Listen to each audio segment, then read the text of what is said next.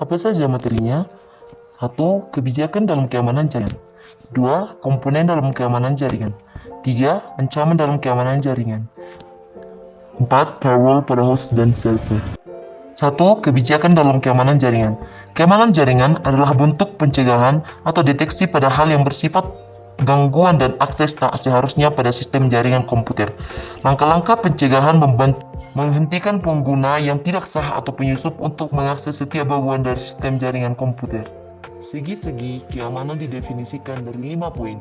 1. Confidentiality atau kerahasiaan. Mensyaratkan bahwa informasi atau data hanya bisa diakses oleh pihak yang memiliki wewenang. 2. Integrity atau integritas. Mensyaratkan bahwa informasi hanya dapat diubah oleh pihak yang memiliki wewenang. 3. Availability atau ketersediaan. Mensyaratkan bahwa informasi itu pihak yang memiliki wewenang ketika dibutuhkan. 4. Authentication atau autentikasi. Mensyaratkan bahwa kirim suatu informasi dapat diidentifikasikan dengan benar dan ada jaminan bahwa identitas yang dapat tidak palsu. 5. Non-repudiation mensyaratkan bahwa baik pengirim maupun penerima informasi tidak dapat menyangkal pengiriman dan penerimaan pesan. 2. Komponen dalam keamanan jaringan. Komponen keamanan jaringan adalah perangkat mekanisme dan prosedur yang digunakan untuk melindungi jaringan dan data. Komponen keamanan jaringan bertujuan untuk menjaga kerahasiaan, integritas, dan ketersediaan data.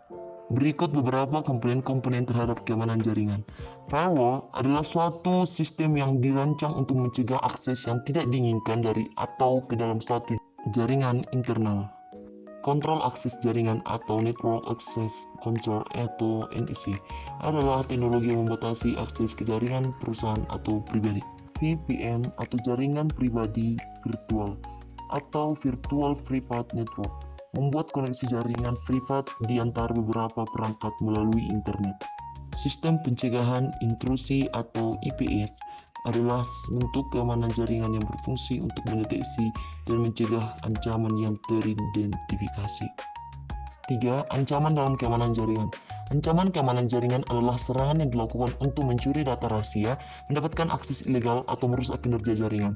Ancaman ini dapat berupa virus worm, trojan, spyware, rootkit, phishing, dan lainnya. Serangan ini dapat merusak data, sistem, dan jaringan serta menyebabkan kerugian finansial pada korban. Beberapa jenis ancaman dalam sebuah jaringan komputer. Trojan horse atau Trojan adalah sejenis malware yang menyamar sebagai program yang sah untuk mendapatkan akses komputer. Ancaman fisik adalah kejahatan yang menggunakan kekerasan dan menyerang perangkat fisik. Eavesdropping adalah praktik mendengarkan percakapan atau mengakses informasi tanpa izin. Logicbox, perusahaan yang menyediakan layanan berkualitas tinggi kepada pelanggannya, adalah perangkat lunak atau sistem yang berfungsi untuk melindungi jaringan komputer dari ancaman dan serangan.